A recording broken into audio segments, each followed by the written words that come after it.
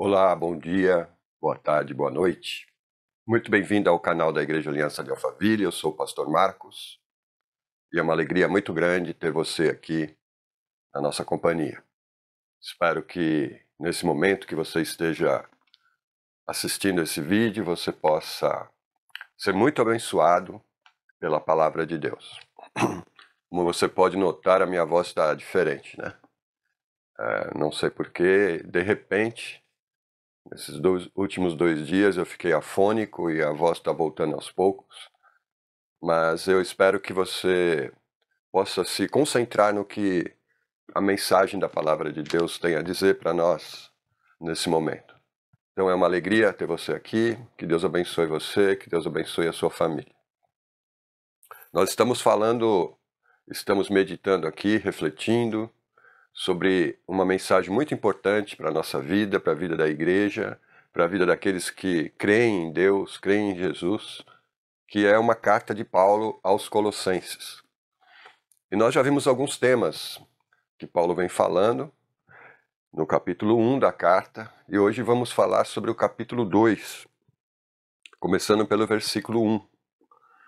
E espero que você seja muito abençoado com essa palavra e que você seja edificado, encorajado, fortalecido com a palavra de Deus. Paulo está falando aqui, nesse texto, de um tesouro, né? Eu lembro quando eu era criança, lá com meus 10 anos de idade, por aí, eu frequentava uma chamada escola bíblica, né? Era um casal de missionários, eles não faziam parte da igreja que os meus pais iam, era uma outra igreja, mas eles faziam reuniões na casa deles, todo fim de semana. E era muito interessante, gostava muito de ir, porque era um ambiente agradável, tinha bastante criança, eles eram muito amáveis e contavam histórias da Bíblia, a gente coloria, a gente pintava, a gente brincava ali, e geralmente ganhava uns presentinhos, era muito bacana. Mas em determinadas datas, geralmente nas férias, eles faziam uma brincadeira que era caça ao tesouro. A gente tinha pistas que a gente precisava decifrar, tinham equipes, ela dividia aquelas crianças em grupos, e a gente tinha que desvendar os enigmas as pistas, para poder ir para um outro nível, um outro estágio, onde você ia pegar outras pistas, outros enigmas, tentar decifrar esses enigmas, e assim ia até chegar no prêmio, até chegar no alvo, né? Que geralmente era chocolate, era coisas assim, caixa de bombom. E pra gente que era criança, aquilo era o máximo, você conseguir desvendar os segredos, os enigmas, né? E avançar para o objetivo que era o tesouro. Paulo está falando aqui de um tesouro. E ele está dizendo que muita gente quer nos atrapalhar. Existem pessoas que querem atrapalhar a nossa busca ou encontrar esse tesouro, né? Então, Paulo está falando o seguinte para essa igreja, que esse tesouro é Cristo, né? O enigma. Ou você pode pensar assim, como é que Deus pode restaurar, renovar esse mundo, a humanidade? Como é que Deus pode resolver os problemas, dificuldades daqui? A gente vive num mundo tão conturbado, tão problemático, quebrado, né, de várias formas, relacionamentos principalmente, né? Estamos agora, se Deus quiser, né, tudo indica, nós estamos caminhando para um final, vamos dizer assim, da pandemia. Não a erradicação, mas pelo menos um final de uma pandemia que já tem 2 anos. E agora surge uma ameaça de guerra entre Rússia, Ucrânia, Oriente, Estados Unidos, OTAN, Europa, todo mundo em alerta, todo mundo imaginando o que pode acontecer, quais serão as próximas decisões, as próximas jogadas nesse tabuleiro, né, da geopolítica, o que isso vai influenciar, se realmente existir essa guerra. Alguns acham que vai, outros acham que não, alguns é a favor desse, outro é a favor daquele. Ou seja, quando a gente pensa que a gente está acalmando, vem outra confusão, vem outra tormenta, pessoas agora que têm objetivos, né, de poder, de política, de domínio, e a gente está aí nesse bolo todo, nessa confusão, e imaginando como é que a gente sai disso? Como é que a gente resolve essas coisas? Né? Não sei. A gente fica olhando para algumas coisas e diz, olha, tá difícil. Olha a tragédia que aconteceu em Petrópolis. Né? Meu Deus, corta o coração da gente ver pais, mães desesperados, cavando no barro, procurando filhos. Terrível, gente. Deus me livre de uma coisa dessa. A gente chora. E a gente sabe que muitas dessas coisas poderiam ser evitadas. Se o dinheiro chegasse onde tem que chegar, se houvesse estrutura onde tem que haver estrutura, se as pessoas tivessem consciência do que pode acontecer, quer dizer, é um conjunto de coisas que desemboca numa tragédia, que deixa a gente totalmente dilacerado por dentro. E aí você talvez fique pensando, como é que Deus vai resolver? Como é que Deus pode intervir aqui e renovar tudo, e restaurar as coisas, e fazer um mundo melhor para nós? Tem gente, hoje eu ouvi isso, né? Hoje eu ouvi isso de uma pessoa que me disse o seguinte, aqui nesse mundo é um laboratório, a gente está aqui de cobaia, né? Eu fico imaginando o que significa isso, quer dizer, um Deus, se é que tem um Deus, que é um cientista, sei lá o que ele é, que botou a gente aqui nesse mundo, que é um caos, que é terrível, que é um laboratório para você crescer, melhorar, ou sei lá o que, se desenvolver, evoluir. Será que é isso mesmo? Será que isso aqui não passa de um laboratório que não tem como mudar nada? Você simplesmente vai ficar aqui e é uma cobaia de alguém? Né? Então, qual é a resposta do Evangelho para isso? Qual é a resposta que a gente tem que a gente possa dizer, não, essa é uma fé que eu creio, que eu confio e que me dá esperança? É isso que Paulo está dizendo. Como é que eu posso viver nesse mundo que é caído, quebrado, e ainda assim ser alegre, ser feliz, e ainda assim ser grato por tudo? Né? E Paulo vai falar justamente isso. Ele tem uma linguagem aqui que é uma linguagem, assim dizendo, de mistério, né? De espiritualidade, de guerra. Né? Olha como ele começa o texto.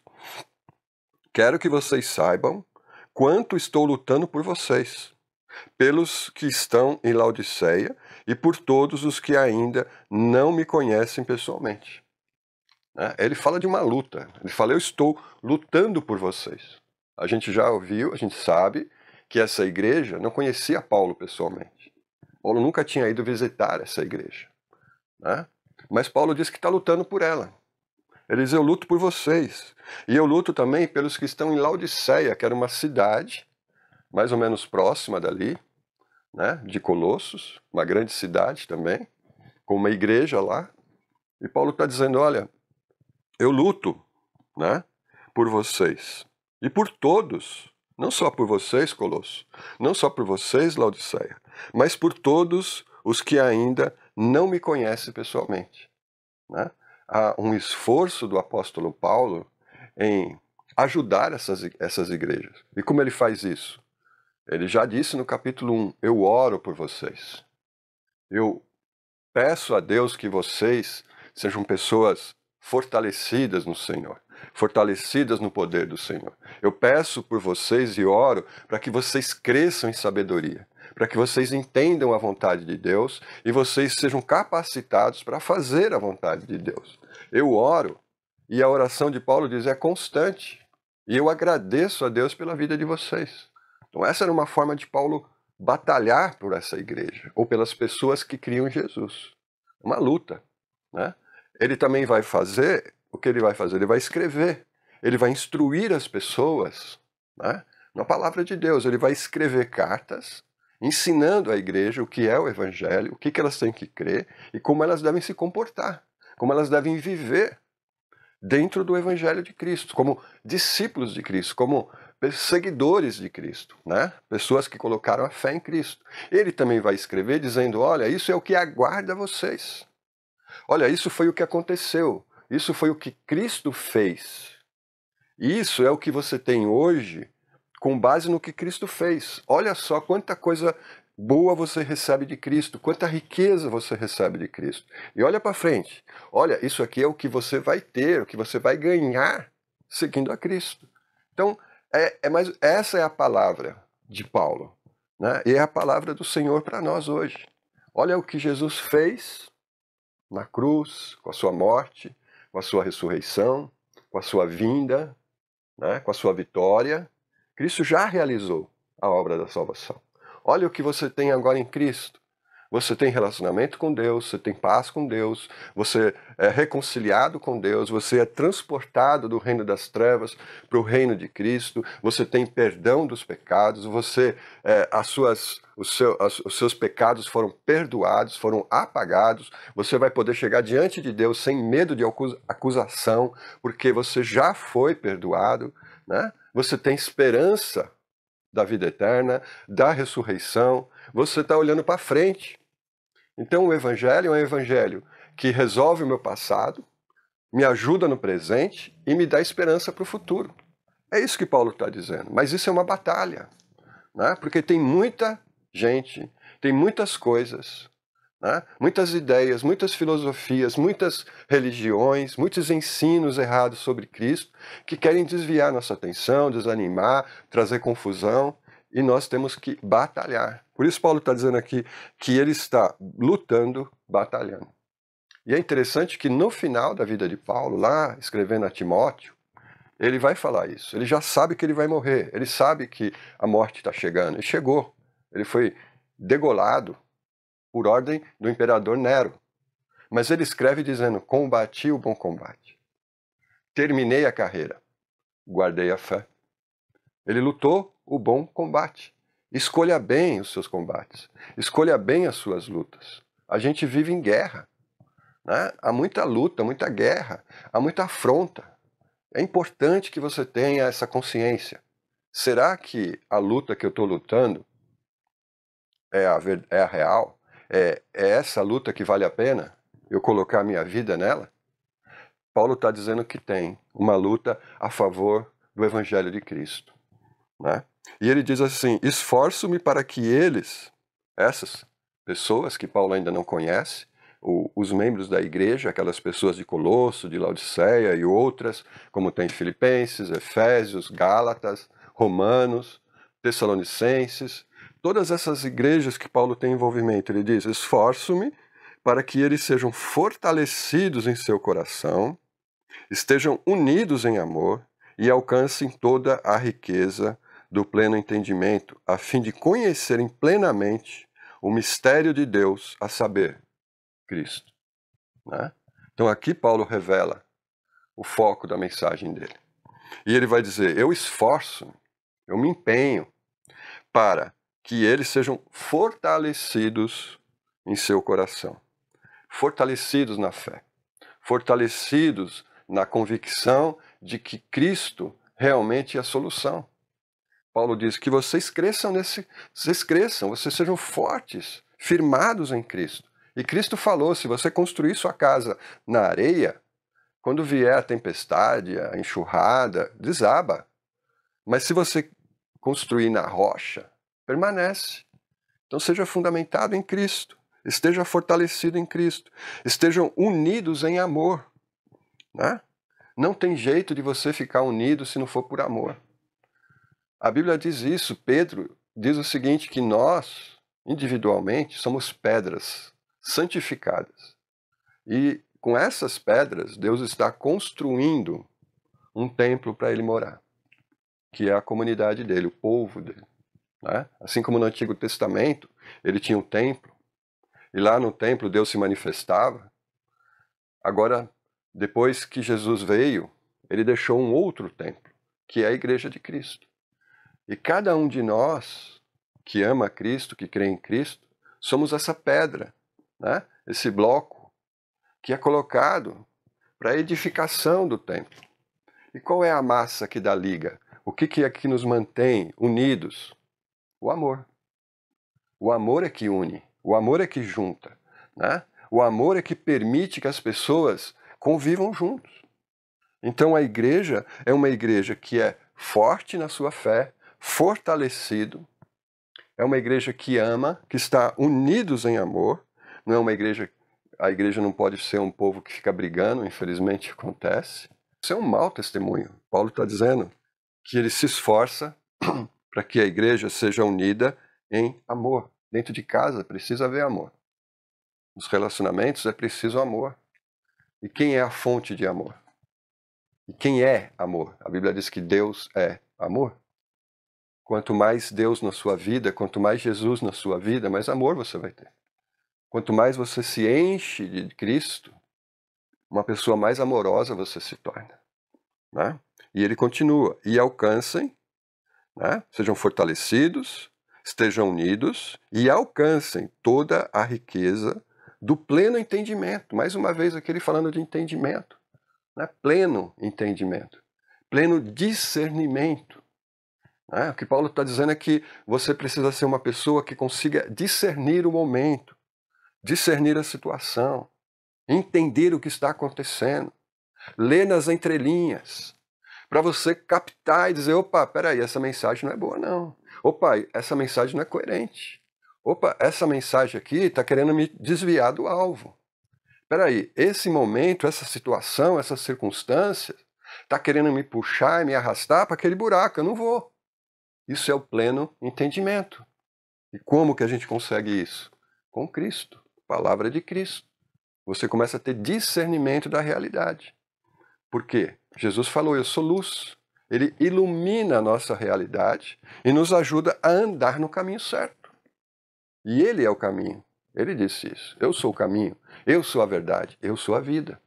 Então Paulo está dizendo aqui que essa igreja seja fortalecida, que ela seja unida em amor e que ela tenha entendimento, discernimento. O que está acontecendo hoje com você? O que está acontecendo na sua vida? O que as circunstâncias estão fazendo com você? O que tudo isso aqui está fazendo na sua vida? Você, como que tudo isso está te afetando? Você tem que ter esse discernimento. Para onde é que estão me puxando? Para onde é que estão me levando? Para onde é que estão me seduzindo? Espera aí, não é por aqui, né? E aí ele está dizendo assim, a fim, tem um propósito, de que conheçam plenamente o mistério de Deus, né? A saber, Cristo. Então, além do entendimento, conhecimento do mistério.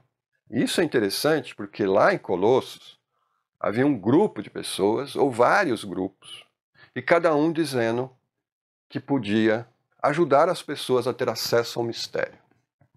Esses dias eu peguei um livro aqui, mas não consegui ler o livro não, chama O Segredo. O Segredo. Puxa, está vendendo milhões. Que segredo, que segredo, que segredo. Todo mundo quer saber um segredo, né?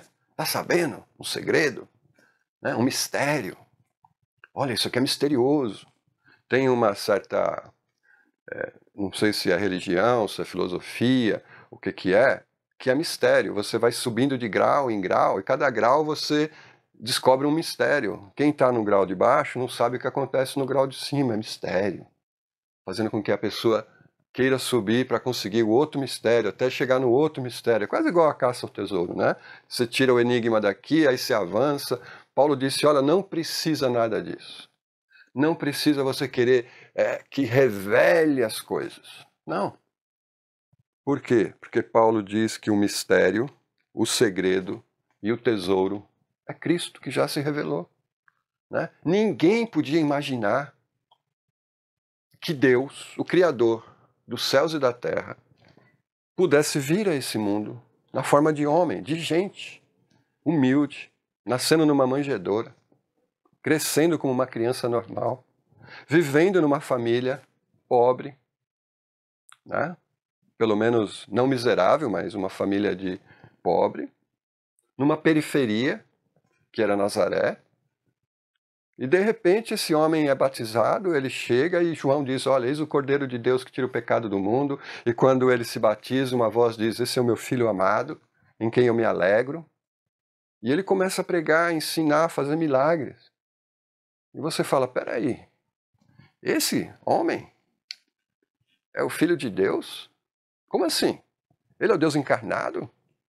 Sim, ele é a solução para o nosso problema. Não, não pode ser. Eu estou esperando algo mais maravilhoso, mais misterioso. Eu estou esperando que o céu se abra e desça uma legião de anjos e trombetas e tudo, mas espera aí, vem esse homem que não tem beleza, não tem formosura? Vem esse homem que foi moído pelo sistema, foi trucidado, né, pelo poder que reinava na época, seja poder político, seja poder jurídico, seja poder religioso, todos os poderes se uniram para destruir ele. E morreu de forma vexatória numa cruz. Morreu lá, longe, fora da cidade, junto com ladrões e bandidos. E você vem me dizer que esse Cristo é a solução? É o remédio de Deus para o pecado? Como assim? Por isso Paulo está dizendo que Cristo é o mistério de Deus. Ninguém ia imaginar uma história dessa. Eu acredito no Evangelho, porque o Evangelho, aparentemente, parece um absurdo. Quem é que vai escrever uma coisa dessa? Mas Deus escreveu. Porque Paulo vai falar lá em Coríntios, né, que a sabedoria de Deus, né, é muito maior do que a nossa. E ele vai dizer, olha, a loucura da cruz, que é loucura para a gente, é a sabedoria de Deus. Que Deus confunde as pessoas. Né, porque Ele é sábio. Nós, o que a gente sabe? Né? Então Paulo está dizendo assim, plenamente conhecer, plenamente o mistério de Cristo. Você conhece Cristo. Você já se aprofundou em Cristo. Você já conseguiu tirar da palavra de Deus tudo aquilo que fala sobre Cristo. O quanto Cristo é belo, o quanto Ele é rico, o quanto Ele é poderoso, o quanto Ele transforma a vida das pessoas. Cristo, Cristo, Cristo, não tem outra solução, é Cristo. O mistério de Deus, Cristo. Não precisa buscar mais nada, busque Cristo, porque em Cristo está todo o conhecimento de Deus. Paulo já disse que Cristo é a plenitude de Deus. E ele continua dizendo, nele, em Cristo, estão escondidos todos os tesouros da sabedoria e do conhecimento. Olha que bênção. Você quer sabedoria? Você quer conhecimento? Você quer força? Você quer vitória na sua vida? Você quer clareza para os seus pensamentos e a sua vida? Você quer entender a realidade e não perder a esperança? Cristo. Nele habita todo o mistério de Deus. Nele habita a sabedoria. Nele habita o conhecimento. Ele é a sabedoria. Ele é o conhecimento. Então Paulo está dizendo assim, eu me esforço para que vocês entendam e compreendam Cristo. Né? Nele, em Cristo, estão escondidos. Por que estão escondidos? Porque você precisa de fé para encontrar. Porque Cristo, olhando para Cristo, eu tenho aqui um livro, né, um autor que é um teólogo, mas ele não crê em Cristo. Tem um outro chamado Zelote, você lê lá. Olha, Cristo é bom, Cristo é bacana, Cristo é legal, Cristo é boa gente, mas Cristo, enviado por Deus, que veio do céu, opa, peraí, não. Né? Mas Paulo está dizendo que tudo que Deus revelou, tudo que Deus mostrou, se você quiser conhecer Deus, conhecer o plano de Deus, o propósito de Deus, e o que Deus está fazendo, e o que o Deus fará, é Cristo. Você tem que conhecer Cristo. Não tem outro jeito. Né? Eu lhes digo isso para que ninguém os engane com argumentos que só parecem convincentes. Havia muita conversinha naquela época. Havia muita gente falando o contrário. Como assim você está acreditando naquele homem que morreu crucificado? Como assim você está achando que aquele túmulo está vazio? Como assim você acha que ele voa para o céu e vai voltar? Escuta, eu tenho uma outra conversa para você. Eu tenho um outro tema para você. Eu tenho um outro mistério para você. Eu tenho um outro tesouro para você.